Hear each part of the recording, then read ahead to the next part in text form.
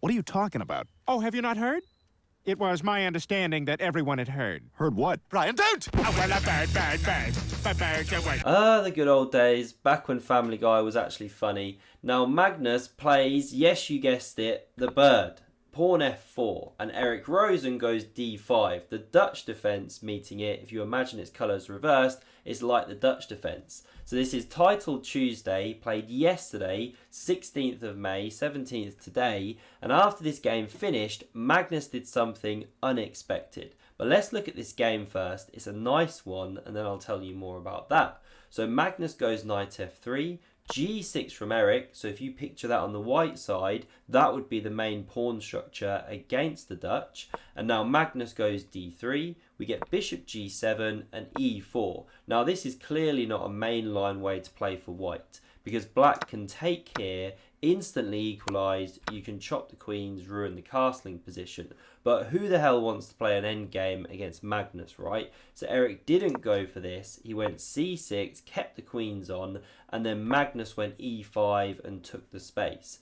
Knight h6 now. So it's a nice idea, but not the way that Eric follows up. So d4 from Magnus takes that space. We now get bishop g4, classic idea to trade this bishop for knight, which is supporting the centre, and also put a pawn on e6 soon, set up that rock solid light squared pawn structure, at which point you wouldn't really want the bishop behind. So Magnus now encourages the trade. We get captures on f3, excuse me, queen recaptures, and now Eric plays a really logical looking move of knight f5, but f6 was actually better because you immediately start to pressure this centre, and you can actually drop that knight back to f7 where it puts more pressure on the centre. Looks a bit weird, but it's a common idea. But in the game, we never see f6 and we never see c5, so Eric's a bit passive. So he goes knight f5, the pawn is defended, and now e6 is hit by g4. So Magnus pushing the pawns, opening up holes by his king, but it's completely justified here because he's pushing back the black pieces, gaining loads of promising space. Promising space? That's a weird phrase. Anyway, knight e7 maybe is better here because after knight h4, you hit the queen, but this one is literally stuck out on the edge now. Now h5 is played to try and excavate the knight. You know, if you capture here, you give the knight the square on f5, but of course Magnus doesn't do that. He just carries on developing. So we see knight d7, knight d2, and now here it's just tough for black to break at the centre. You know, c5 is quite well covered by the bishop. If you go f6, well now you've got a problem that you're dropping your knight. You know, the queen was defending. So instead we see bishop f8 underdeveloping, but we'll see why. We get castles queenside and bishop e7. So the bishop now defends the knight and frees up the queen for action.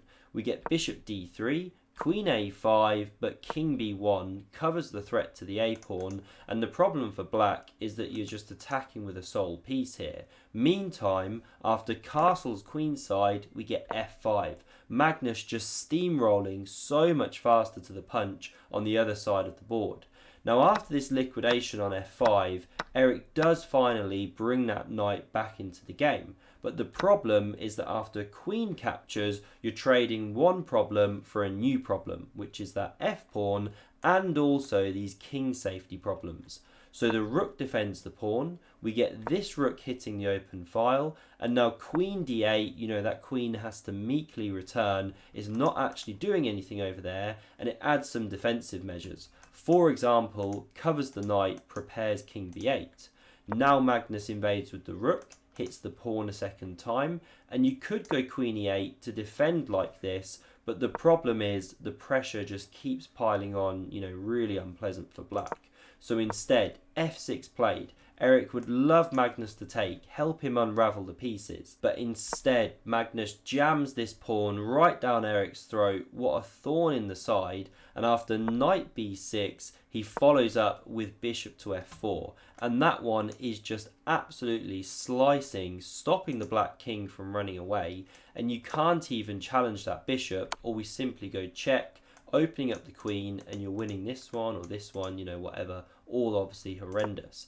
So instead, we see the rook slide across, challenge this active piece, And now how many of us would play this rook across, you know, double on the file, which is the computer's top move. But I really like how Magnus handles it with rook f7. It's just that kind of tricky move. Look at the clock situation. Magnus killing it on the clock. Just keeps more pieces on the board, keeps more complications. And after rook g2, there's already an amazing line for Magnus here. He could have taken on f6, giving an entire rook for a pawn. But this is the follow-up. It's the check move once again. Now this all takes a lot of calculation because you can cover with the queen, then you pick up the bishop, hit the rook, and after it slides here, attacking this pawn, then queen e5 is the deadly follow-up move. You're threatening mate, so queen captures here, gives the king room, and then check, king goes, check, king goes again, and because it's been forced over to the e-file, you check with the rook. This is the sting at the end of the tail. You're picking up the queen, better for white. So a long line. Magnus clearly isn't going to start calculating all of that, because if you get it wrong, you know, you're giving just your rook for your bishop. Not good. But just a really nice one, shows the attacking potential. So pawn h4 instead. Magnus just keeps it steady, doesn't ruin the position, and Eric now hangs himself with knight c4. But it was really tough, to be fair. You know, the top move there was rook g4, but what's that really doing? Okay, attacking a pawn, but yeah, tough to see. This one's logical because after the knight captures, pawn captures, well, you've opened up the rook and you've got ideas of bringing the queen. But the problem is now pawn d5. You've unleashed the beast of the d-pawn, which is opening up this rook. I heard the rook called a cannon the other day, which I really loved. You know, the way they just blast down the board. And d6 is a huge threat. Now we see queen b6, threatening mate. If you capture, by the way, then the best move here, rook takes on d5 is good, but the best is rook takes on e7.